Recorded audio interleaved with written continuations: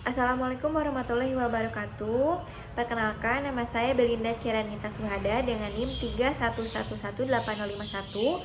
Saya dari kelas 4B Prodi S1 Farmasi Stikes Bangkitunas Husada Tasikmalaya. Dalam video ini, saya akan menjelaskan mengenai analisis bahan pengawet sebagai salah satu tugas dari mata kuliah analisis kimia bahan makanan. Untuk mempersingkat waktu, maka langsung saja masuk ke dalam materi ya. Selamat menyaksikan. Nah, secara umum, bahan pangan itu mudah rusak karena kandungan air yang terdapat di dalamnya menjadi faktor utama dari kerusakan bahan pangan itu sendiri. Nah, semakin tinggi kadar air, maka akan semakin tinggi juga kemungkinan bahan pangan untuk terjadi kerusakan, baik akibat dari aktivitas biologis internal seperti metabolisme maupun masuknya mikroba perusak.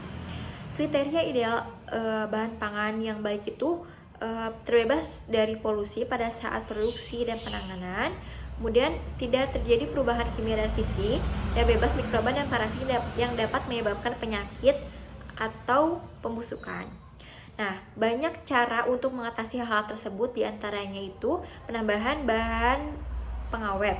Bahan pengawet sendiri didefinisikan sebagai bahan tambahan pangan untuk mencegah atau menghambat fermentasi, pengasaman, penguraian dan perusakan lainnya terhadap pangan yang disebabkan oleh mikroorganisme, sehingga makanan dan minuman tetap segar, bau dan rasanya tidak berubah, serta tidak cepat rusak dan membusuk akibat terkena bakteri atau jamur. Tujuan dari penambahan bahan pengawet diantaranya tentunya untuk menghambat pertumbuhan mikroba pembusuk, memperpanjang umur simpan pangan, tidak menurunkan gizi, cita rasa, dan bau pangan yang diawetkan, tidak untuk menyembunyikan keadaan pangan yang berkualitas rendah, tidak untuk menyembunyikan penggunaan bahan salah atau tidak memenuhi syarat, dan tidak untuk menyembunyikan kerusakan bahan pangan. Nah, berikut ini merupakan daftar dari jenis bahan tambahan pangan pengawet yang diizinkan dalam peraturan BPOM nomor 11 tahun 2019 tentang bahan tambahan pangan. Dapat dilihat bahwa di sana terdapat asam sorbat dan garamnya, asam benzoat dan garamnya, etil parahidroksibenzoat, metil parahidroksibenzoat, sulfit, nisin, natamisin, nitrit, nitrat, asam propionat, dan lisozim hidroklorida. Nah, selanjutnya di sini saya akan menjelaskan mengenai beberapa bahan pengawet. Di antaranya yang pertama itu saya menjelaskan mengenai asam benzoat. Asam benzoat ini dapat menghambat yeast, jamur, dan bakteri. Di mana asam benzoat ini bekerja efektif pada pH 2,5 sampai 4 dan cocok untuk bahan makanan yang bersifat asam seperti jus buah, saus asam, contohnya saus tomat. Nah, asupan harian asam benzoat yang diterima adalah 5 mg per kilogram berat badan. Selanjutnya, saya akan menjelaskan mengenai metode analisis dari asam benzoat. Nah, selanjutnya ada metode analisis asam benzoat. Yang pertama, dapat dilakukan dengan menggunakan metode spektrofotometri UV vis, di mana asam benzoat ini memiliki kromofor yang menyerap sinar ultraviolet, dan natrium benzoat memiliki panjang gelombang maksimal 280 nanometer. Kemudian, pada metode selanjutnya dapat dilakukan dengan kromatografi gas. Yang pertama, dengan menggunakan detektor flame ionization detector atau FID dengan menghasilkan nilai LOD dan LOQ sebesar 140 nanogram per gram dan 473 nanogram per gram. Nah, sedangkan yang kedua dengan menggunakan kombinasi spektrometer massa menghasilkan nilai LOD dan LOQ sebesar 0,05 mikrogram per gram dan 0,1 mikrogram per gram. Dapat dilihat berdasarkan data tersebut bahwa sensitivitas detektor spektrofotometer massa lebih tinggi dibandingkan dengan FID. Selanjutnya, ada menggunakan kromatografi cair kinerja tinggi atau high performance liquid chromatography atau HPLC, di mana metode HPLC ini biasanya digabungkan dengan detektor UV vis dan diatur pada panjang gelombang 280 nanometer. Pada analisis asam benzoat ini digunakan pemisahan dengan sistem fase terbalik atau reverse pass, yang mana fase diam bersifat nonpolar dibandingkan fase gerak. Kolom oktadesil C18 sebagai fase diam dan campuran pelarut asetonitril dan metanol sebagai fase geraknya. Kemudian selanjutnya ada asam sorbat, di mana asam sorbat ini digunakan untuk menghambat pertumbuhan jamur, Bentuk yang digunakan umumnya itu adalah bentuk natrium atau kalsium dan kalium sorbat. Nah, asupan harian yang diterima itu adalah 25 mg per kilogram berat badan. Selanjutnya ada metode analisis dari asam sorbat. Nah, selanjutnya ada metode analisis asam sorbat dapat menggunakan dua metode, yaitu spektrofotometri UV dan kromatografi cair kinerja tinggi atau HPLC. Yang pertama, dengan menggunakan spektrofotometri UV, asam sorbat ini memiliki kromofor pada alfa Diana.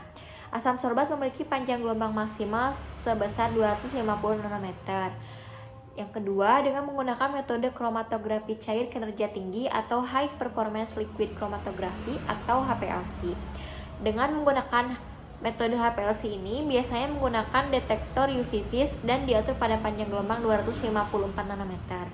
Menggunakan kolom Asupelco 516C18 kolom ada pada suhu ruangan. Menggunakan fase gerak metanol buffer asetat dengan pH 4,4 dengan perbandingan volume per volume 35 berbanding 65 untuk 9 menit. Setelah itu diganti dengan metanol buffer asetat pH 4,4 dengan volume per volume sebesar 50 berbanding 50. Selanjutnya ada nitrit. Asupan harian nitrit yang diterima adalah 0,06 mg per kilogram berat badan. Nah, umumnya nitrit ini digunakan untuk proses pengolahan daging untuk memberikan warna yang baik dan mencegah pertumbuhan mikroba. Nitrit ini dapat membahayakan karena nitrit dapat berikatan dengan amino atau amida dengan membentuk turunan nitrosamin yang bersifat toksik atau karsinogenik. Nah, selanjutnya ada metode analisis nitrit dengan menggunakan metode GRIS-1. Metode ini menggunakan prinsip reaksi diazotasi antara asam nitrit dengan amin aromatis primer atau asam sulfanilat.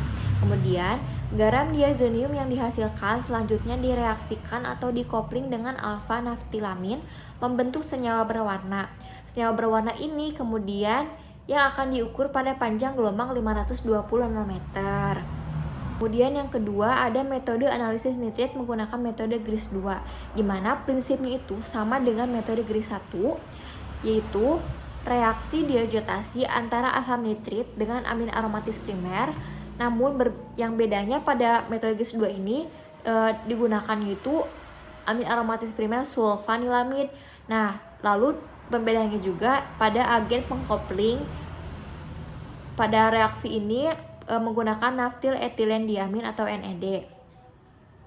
Kemudian ada sulfit. Sulfit ini efektif dalam bentuk tidak terdisosiasi pada pH di bawah 3. Dan sulfit dapat menghambat bakteri asam laktat, asam asetat, dan beberapa jamur. Asupan harian yang diterima adalah 0,7 mg per kilogram berat badan. Selanjutnya di sini ada metode analisis sulfit, di mana terdapat dua metode, yaitu menggunakan enzimatis dan titrimetri. Yang pertama, menggunakan enzimatis, sulfit dioksidasi menjadi sulfat dan di hadapan oksidase sulfit dengan pembebasan hidrogen peroksida pada saat yang sama.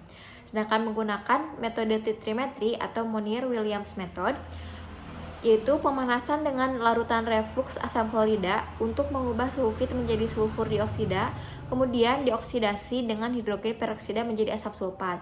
Kemudian asam sulfat akan dititrasi dengan larutan natrium hidroksida standar. Sulfit secara langsung berkaitan dengan sulfurik asid yang dihasilkan. Sekian presentasi yang dapat saya sampaikan. Mudah-mudahan apa yang telah disampaikan akan bermanfaat bagi kita semua. Mohon maaf apabila terdapat banyak kesalahan. Saya pamit undur diri. Wassalamualaikum warahmatullahi wabarakatuh.